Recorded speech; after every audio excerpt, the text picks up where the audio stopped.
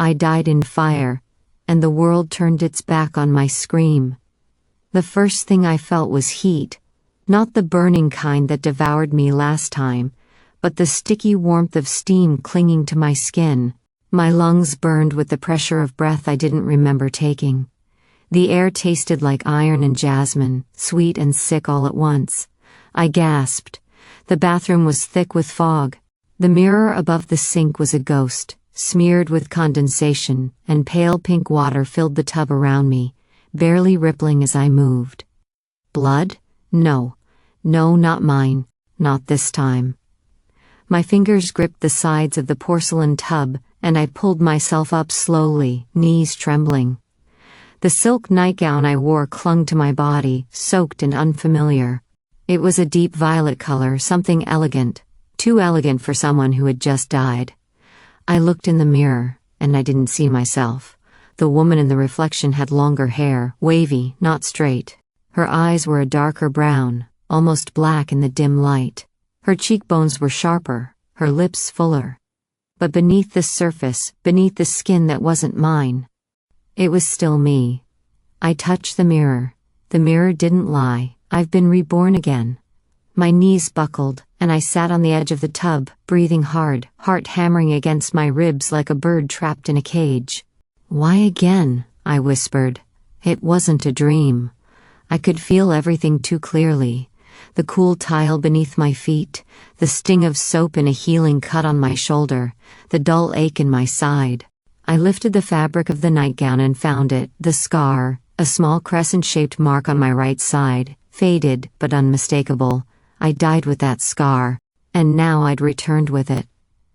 I stood up, wrapping a towel around me, searching for a sense of grounding. The bathroom was small but beautiful. Marbled floor, gold-trimmed mirror, and a faint lavender candle still burning near the sink.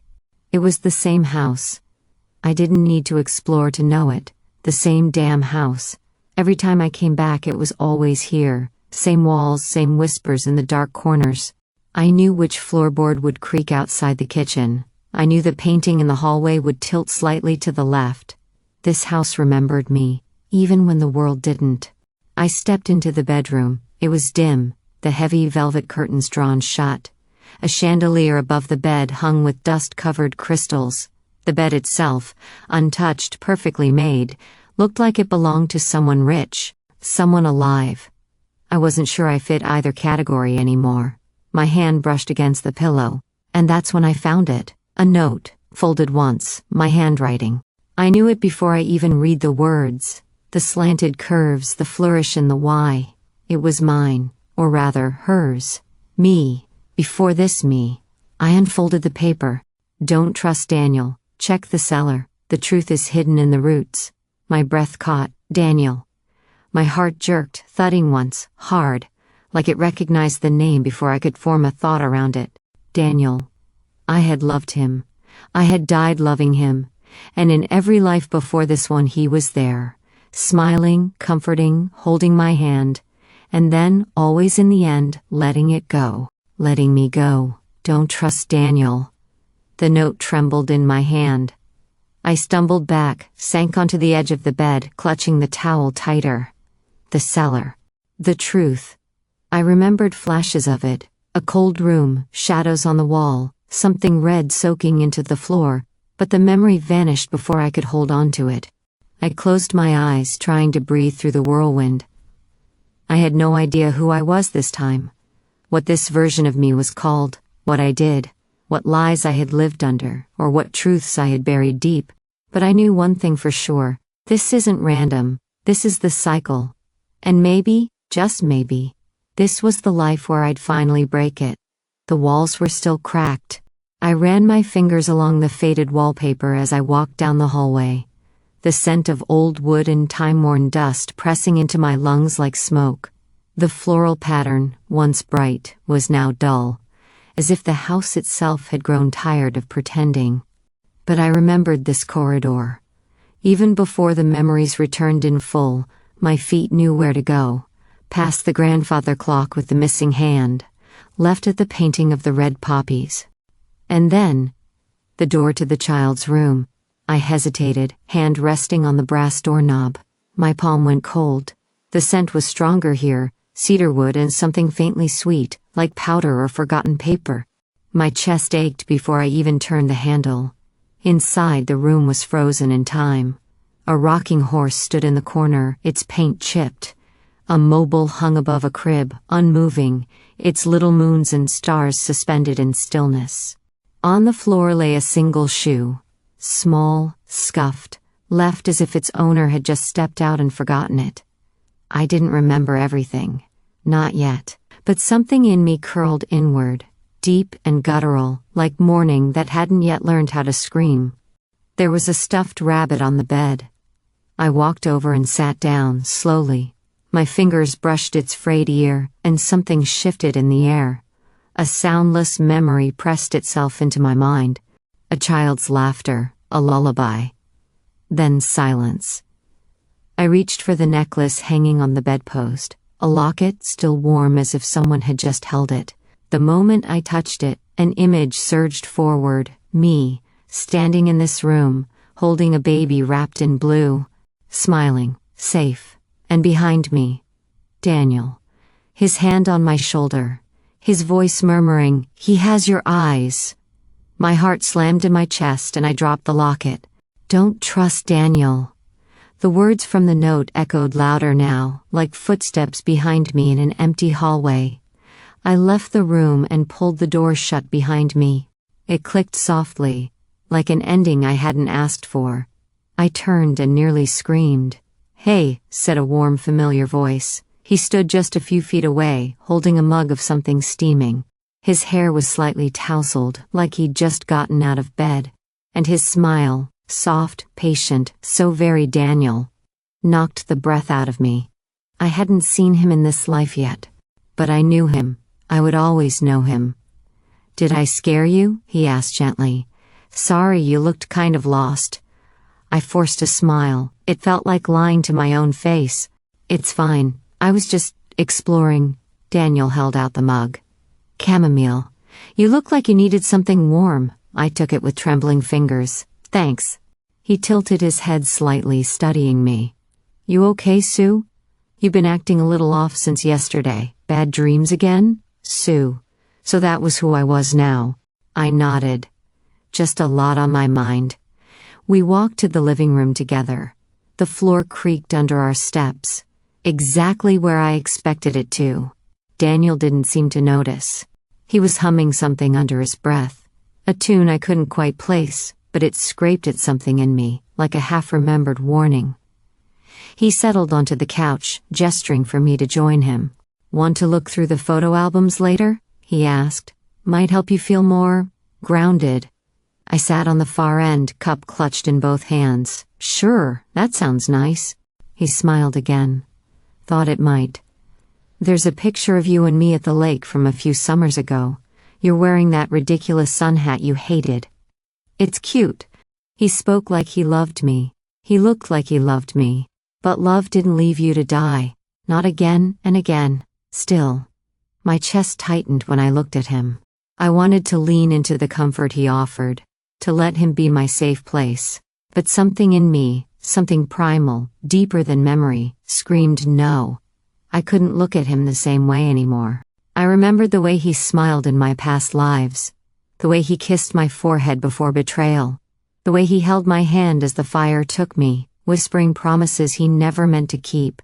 Daniel glanced at me now, sipping from his own mug. "You've gone quiet," he said softly. "You sure everything's okay?" I looked up at him, met his eyes, and for a moment, just a moment, I saw it. A flicker. Something not soft, not patient, not kind. Just a glimpse. A sharpness in his gaze, a weight behind his smile. Like he was waiting for something. Watching. I blinked, and it was gone. He looked the same again.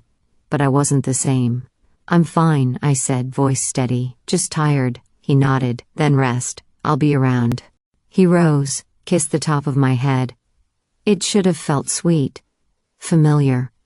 But all I felt was cold. As he walked away, I pressed the mug to my lips to hide the tremble. That look. It wasn't the same as before, was it? It wasn't. The bathroom was quiet. Too quiet. I stood in front of the mirror again, staring at the woman who stared back. My reflection was clearer now, the steam long gone, but the unease remained. It wasn't just me looking anymore.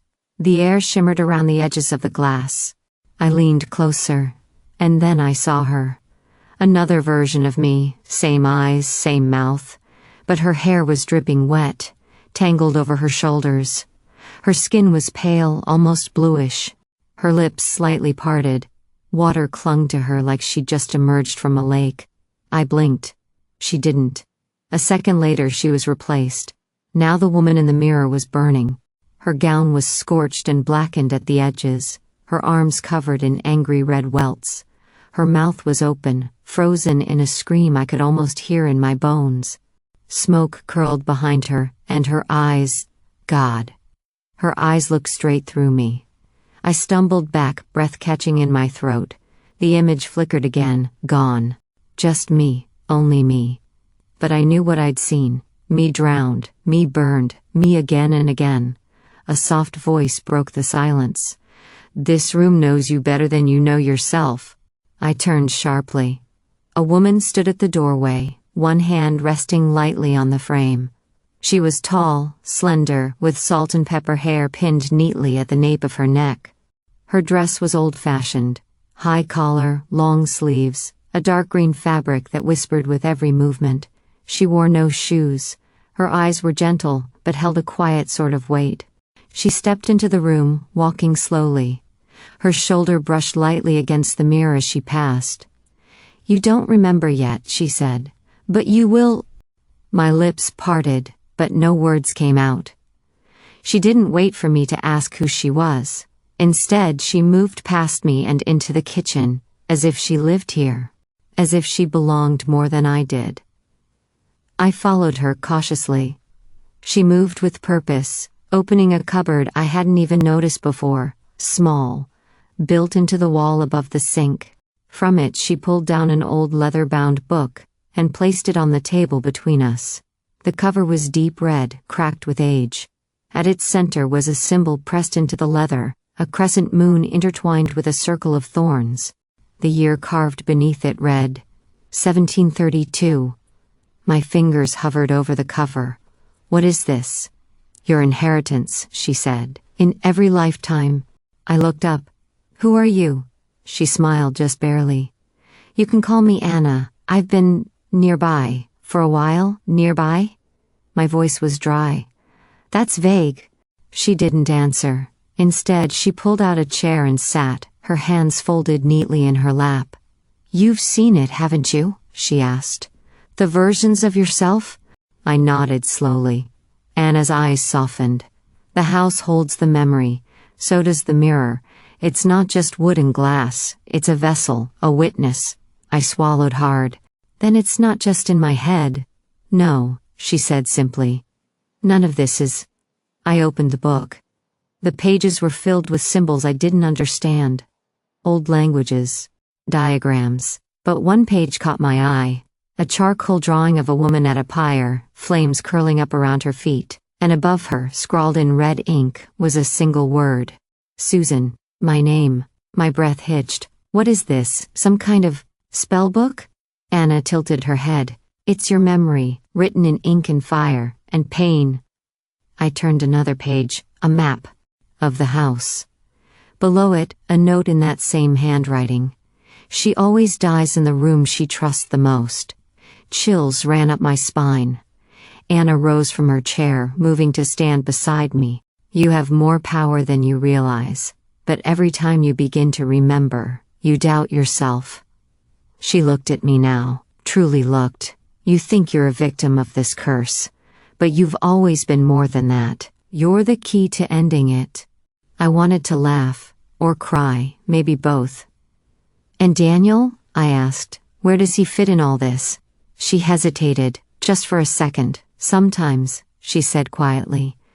The ones who say they love us are the ones who tighten the chains.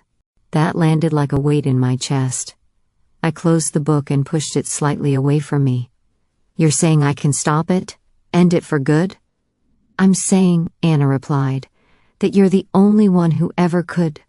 I looked at the mirror hanging in the kitchen, smaller, less imposing than the one in the bathroom, but still too full of memory. For a second I thought I saw the burned girl again. But no. This time it was just me, and my own eyes, wide, afraid, and finally starting to understand. The cellar door creaked as I pulled it open.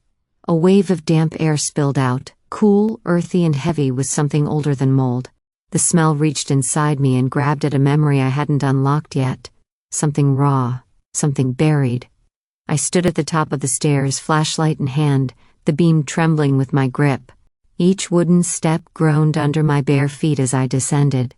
The light flickered, catching on cobwebs and the edges of warped stone walls. I kept one hand on the rail, more for comfort than balance. The deeper I went, the more the silence thickened. It wasn't just quiet. It was listening.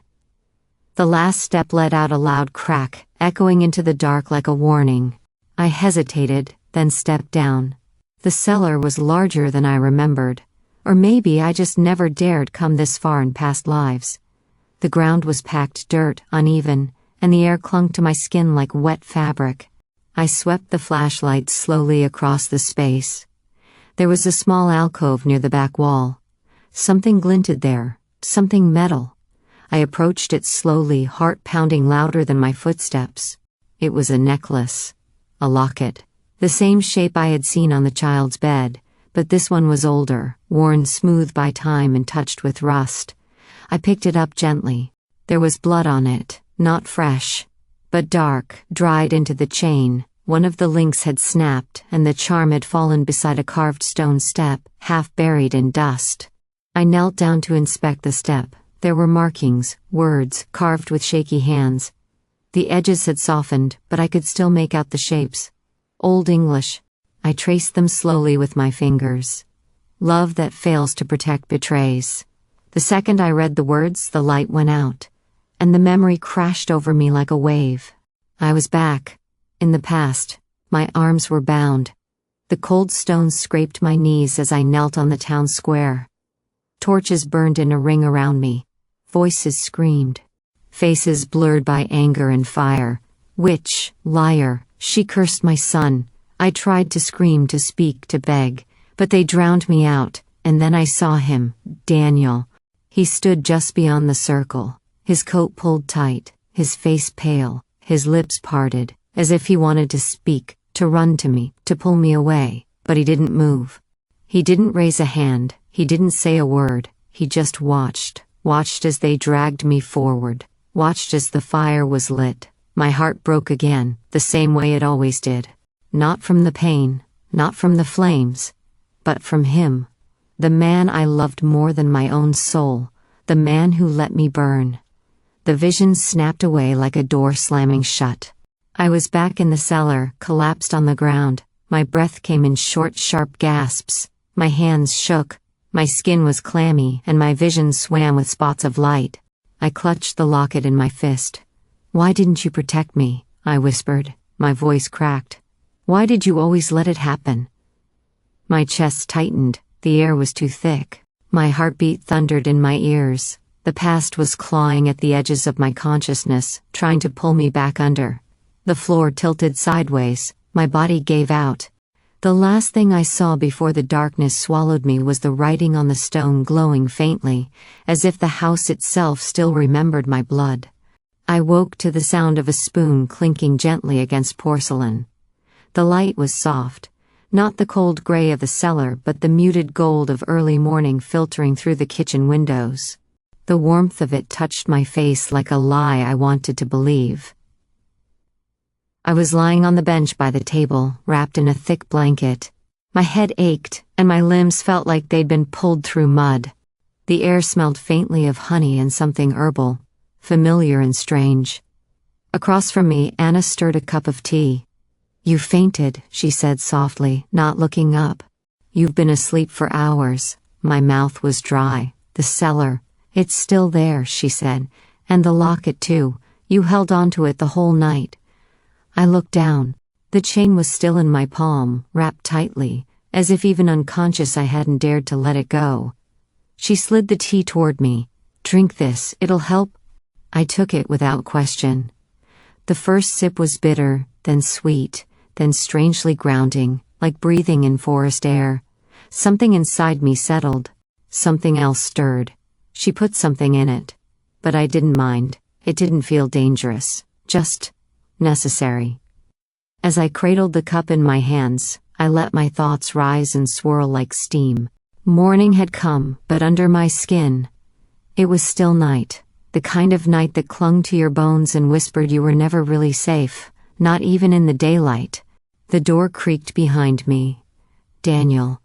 He stepped into the kitchen, hair tousled, shirt wrinkled, and smiled like nothing had changed.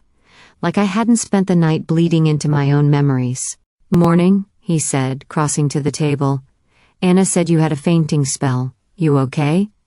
I nodded slowly. "Better now." He pulled out a chair beside me, sitting down with too much casual ease. "You scared me," he added, tone light, almost teasing. "One minute you were up and wandering, next you're out cold." "Guess the house got to me," I said, testing the waters. His eyes flicked to mine. "Yeah, it does that." I watched him closely. "I was in the cellar." His smile faltered. "What?" I repeated it, slower. "I went down into the cellar last night." Daniel shifted in his seat. "I didn't even know we had a cellar." A lie, too clean, too quick. My stomach twisted. "There's a step with carvings," I said, "and I found something. A locket, with blood on it." He laughed, nervously. "Sounds like a haunted house story." But his eyes didn't match the tone. There was something there, a flicker, a flash quickly buried. Fear, or worse, memory. "You really don't remember that space?" I asked. He ran a hand through his hair, chuckling again. "Sue, come on. I think you've just had a rough night. All this old wood and bad plumbing. Your brain's trying to fill in blanks. Don't trust Daniel." The words from the note burned through me like acid, but still I wanted to believe him. "Tell me something," I said softly. "About your childhood." He blinked. "My childhood?" "Yeah, what it was like growing up." His brow furrowed. Okay." He leaned back in his chair, folding his arms. "I grew up in the city. My mom left early, and my dad, well, he tried, I guess. But he was always chasing work. I spent a lot of time alone. I guess I liked order, predictability." His voice dropped slightly. "When things were quiet, it felt safe. I guess that's why I like routines, safe homes, familiar faces." He looked at me as he said it. Like I was part of that safety, that stability. But all I could hear was the silence in his past, and all I could see was him, standing in the crowd, watching me burn. What if he's trapped like me? What if he's another piece in the curse, not the hand behind it? But even as I thought it, my chest coiled with resistance. Because every time I had reached for him, he let go. Every time I begged him, with words, with eyes, with my dying breath, he turned away. "That's what you always say. And then you're not." His touch was warm, familiar. My heart ached with the echo of it, the old habit of trusting him. I looked up, and I smiled, because I didn't trust him. Not anymore. But he didn't need to know that, not yet.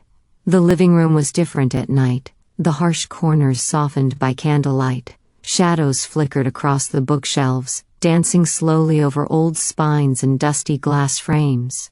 The fire in the hearth had gone low, reduced to embers, but its warmth lingered. Anna moved through the room like she'd always belonged here. She lit one candle at a time, no electricity, no overhead light, just flame and silence.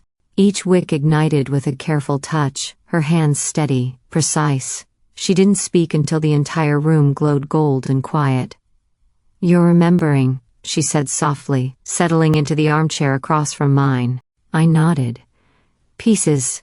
Her eyes met mine, calm, unapologetic. "I think it's time you remembered the rest." She reached down and pulled a small chest from beneath the table, wood so old it looked like it might crack in her hands. She opened it with a simple twist, revealing a cloth-wrapped bundle. From within she drew out a leather-bound journal and a folded piece of parchment, yellowed with time. She placed them between us. "What is this?" I asked. My inheritance, she said, like yours, only mine carries a different kind of burden. She opened the journal carefully. Inside were notes, handwritten, ink faded but still legible, diagrams, symbols, names, a family tree scrawled with dates. I am the last living woman in the line of Elsbeth Rowan, Anna said, eyes on the page. The witch who cursed your family in 1732. The words didn't land all at once. You? She nodded. My ancestors' curse is the reason you've lived and died in this house, again and again. The air turned heavier. My fingers tightened around the armrest. Anna kept speaking gently, but without hesitation. In 1732, Elsbeth's son was falsely accused of theft by a man named Thomas Bellamy, your ancestor. The boy was only 10. The townspeople beat him to death in the street. Elsbeth begged for justice. She was mocked, called a witch, spat on. The candlelight wavered. She cursed them, Anna continued, not out of madness, but grief. She cursed the Bellamy bloodline, the women specifically, to repeat the same cycle of loss, betrayal, and death, each life ending in fire, drowning, or silence. I felt cold seep into my bones. But why the women? I asked. Because Thomas Bellamy's daughter watched it happen, Anna said, and did nothing. Elsbeth believed that silence, that passivity, was betrayal, so the curse follows every woman who carries that same thread of blood. I stared at the map she unfolded. It was a hand-drawn blueprint of the house, the cellar marked with runes. A spiral traced across the rooms, ending in a symbol that looked like an open eye. And Daniel? I asked.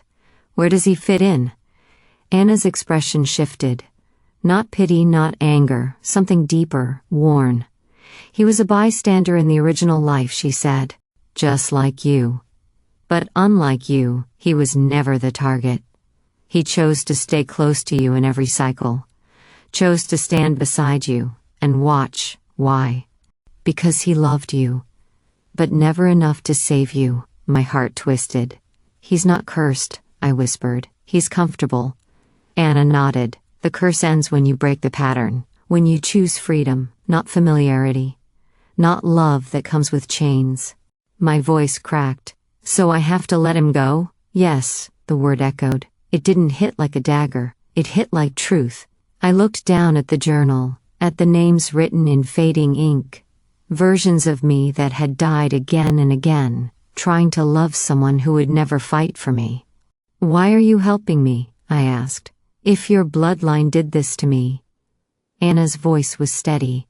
Because I carry guilt just as much as you carry grief.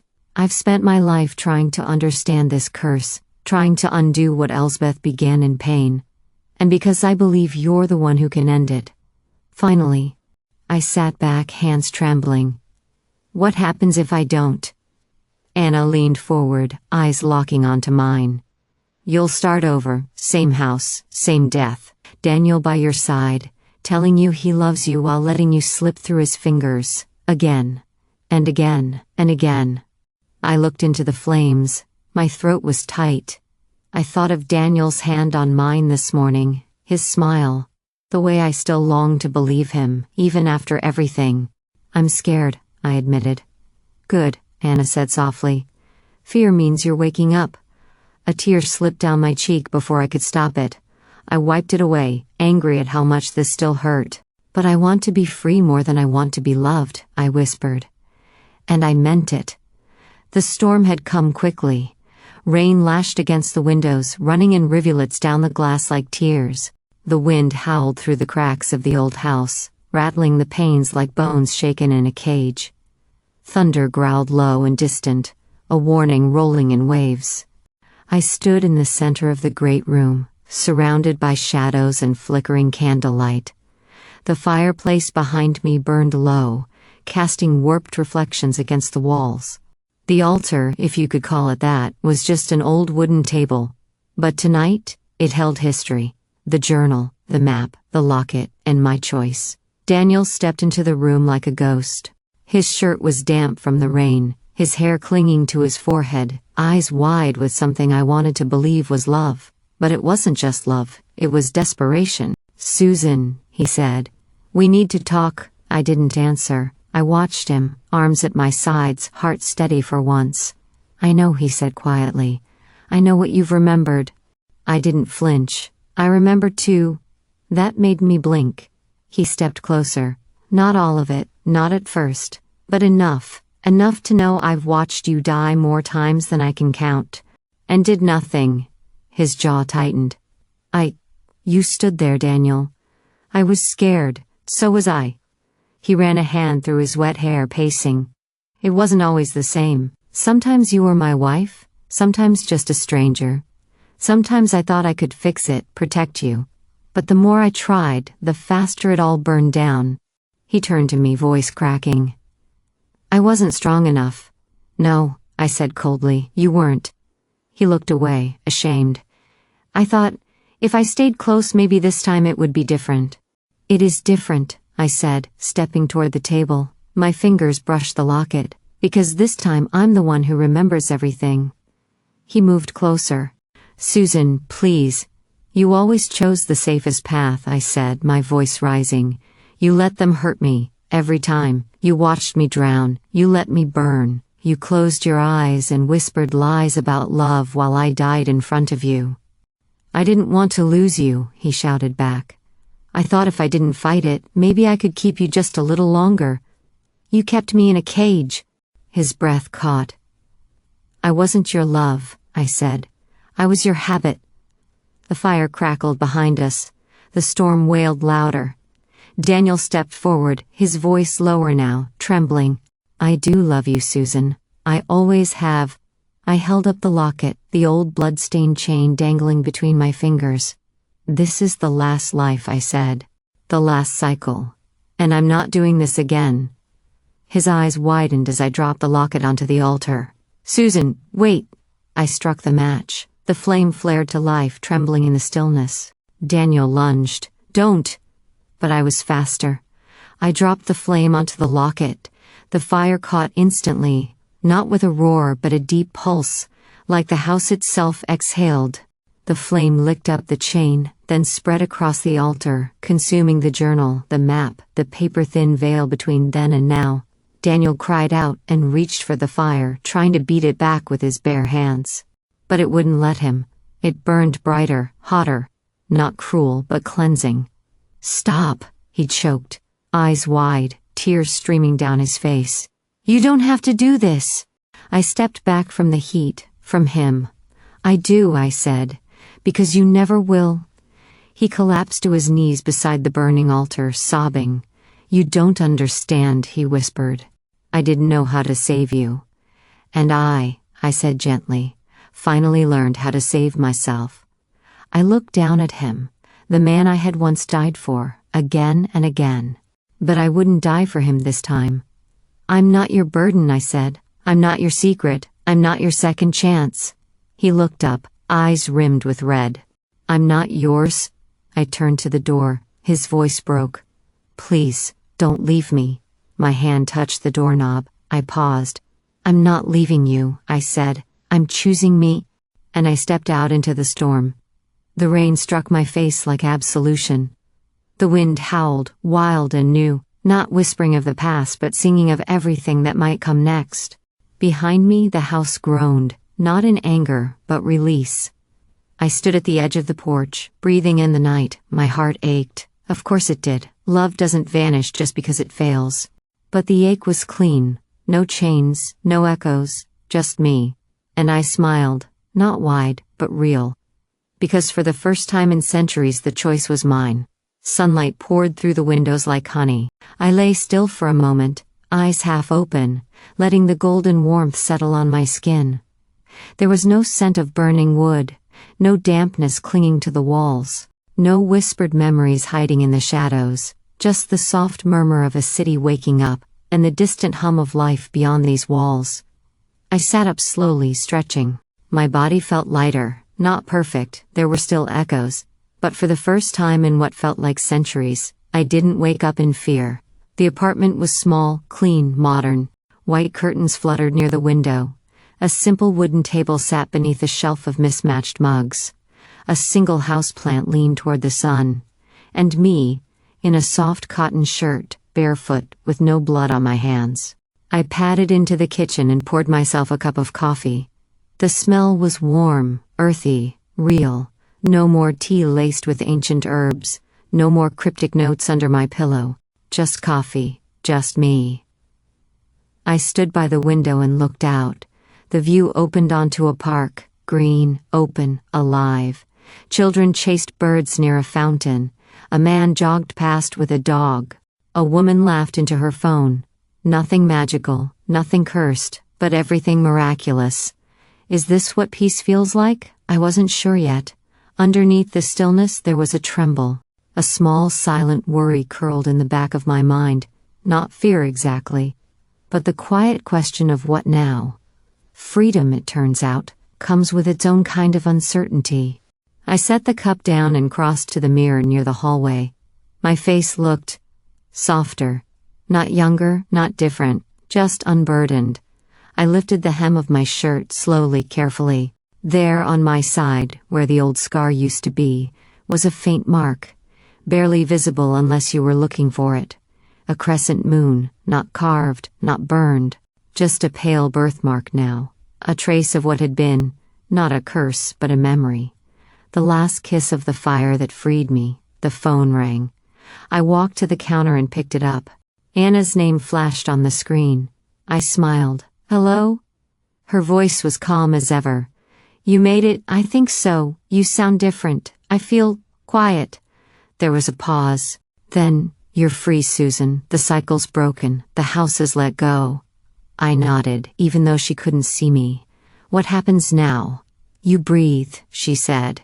You let your heart learn the rhythm of peace. Another pause. And if you ever feel lost again, she added gently, look for the crescent. It will never hurt you, not anymore. Tears welled up in my eyes before I could stop them. Thank you, I whispered. Live well, she said. Then the line went quiet. I stood there for a moment, holding the phone to my chest, letting the silence wash over me, not like a wave but like sunlight through leaves. Then I walked to the balcony. The morning air kissed my cheeks as I stepped outside. A breeze danced around me, lifting the edges of my shirt. Below, the world went on, oblivious to the battles I had fought, the lives I had lived, the fire I had walked through. And that was okay. Because this moment, this breath, was mine. I closed my eyes and inhaled deeply. I don't remember every name, every death, every ending. But I remember this feeling, and it's enough. The wind brushed against my skin like a promise. I wasn't sure what came next, who I would become, what I would do, who I might love. But for the first time, I didn't need to know, because the chains were gone. The house was behind me, and the world was open. No more circles of pain, no more inherited grief, just a woman standing in the sun, her life entirely her own. I smiled, and I stepped forward.